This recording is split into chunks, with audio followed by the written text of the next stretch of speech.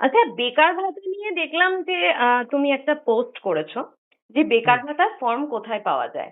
আর হুম এটার পাল্টা দিয়েছেন এক প্রযোজক, তুমিও তার পাল্টা দিয়ে আবার একটা পোস্ট করেছো এখনই। হুম হুম এই যে সোশ্যাল মিডিয়ায় এই নিয়ে একটা সমালোচনা, ট্রোলিং হচ্ছে, সেটা নিশ্চয়ই হুম তুমিও দেখেছো, তোমার চোখ এড়ায়নি।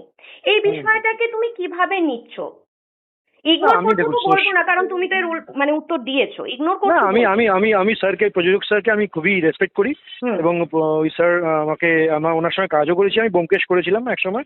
হুম। তো উনি রেসপেক্টেড পার্সন একজন। হুম। এবং আমি উনি হয়তো নিশ্চয়ই কিছু ভালো চেয়েই করেছেন আমার।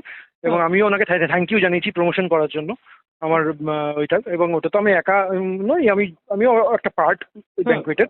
হুম। তো এবং আমি তো একবারও এটা আমার জন্য করিনি পোস্টটা।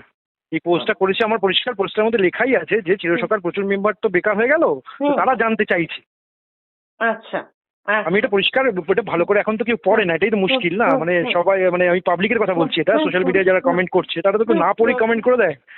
আমার পরিষ্কার ওখানে উল্লেখ করাই আছে, তারা জানতে চাইছে যারা অসহায় হয়ে পড়লো, যারা এই কাজটা ছাড়া অন্য কোনো কাজ এই হাউস ছাড়া করে না, হুম। যারা, যাদের বাড়ির ইএমআই আছে, যাদের গাড়ির ইএমআই আছে, ওষুধের খরচা আছে, বাচ্চার স্কুলের ফিজ আছে, তো তারা এগুলো জানতে চাইছে। তো সেটার জন্য আমার কথাটা বলা, আমি আমার জন্য বলিনি। আমি একটা ব্যবসায়িক পরিবার থেকে আছি, আমার অবশ্যই সবাই জানে সেটা। এবং এই ব্যবসা ছাড়া আমার আরও ব্যবসা আছে আমাদের পরিবারের। তো সেখানে আমি সেটা আমার জন্য একবারও বলিনি। আর স্যার যদি বলে থাকেন, স্যার তো পোস্ট করে ভালোই করেছেন, আমার প্রমোশনই করেছেন ওটা, মালিকরা খুব খুশি হয়েছে এর জন্য। এবং স্যারকে আমি প্রচণ্ড রেসপেক্ট করি। স্যারের সঙ্গে নিশ্চয়ই দেখা হলে আমি থ্যাংক ইউ জানাবো। চিরসখা হ্যাঁ। ধারাবাহিকের অনেককেই গতকালকে টেকনিশিয়ান স্টুডিওতে দেখা গিয়েছিল। না, ওনাদেরটা আমি বলতে পারবো না, ওনাদেরটা ওনারাই না, বলবেন। বলি, আমি প্রশ্নটা করি।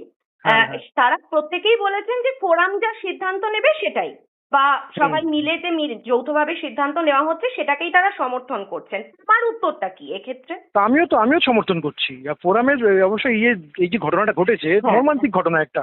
হুম। এটার যে তদন্ত চলছে, যে দোষী, যার গাফিলতিতে এটা হয়েছে তার শাস্তি চাই। 100 বার শাস্তি চাই। কিন্তু তার জন্য এতগুলো মানুষকে বেকার করে দিয়ে লাভটা কি?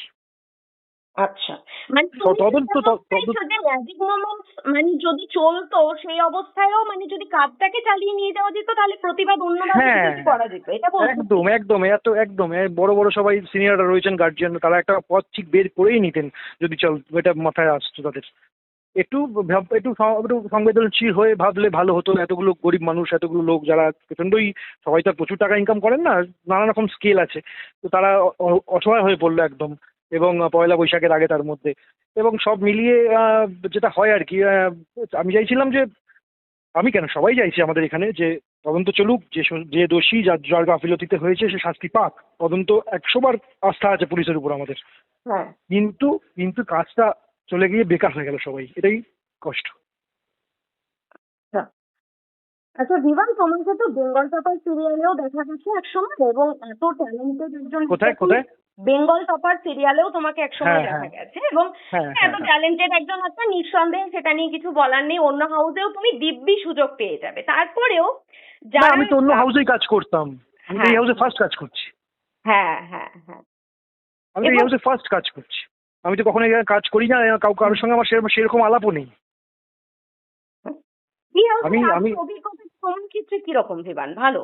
মানে আমি তুমি একটা, সত্যিই হ্যাঁ, খুবই মানে ব্লেসড একটা এই প্রপোজ হাউসে কাজ করেছিলে করে। তুমি প্রশংসা করে একটা দুদিন আগে। হ্যাঁ হ্যাঁ, অবশ্যই। এখানে যেহেতু সাবিত্রী চট্টোপাধ্যায়, হুম। মাধবী মুখোপাধ্যায়ের মতন আর্টিস্টরা কাজ করেন, তাই এই হুম। হাউসে আর্টিস্টদের মানে একটু অন্যরকম ভাবে ট্রিট করা হয়, একটু অন্যরকম ভাবে প্যাম্পার করা হয়, খুবই যত্ন করা হয়।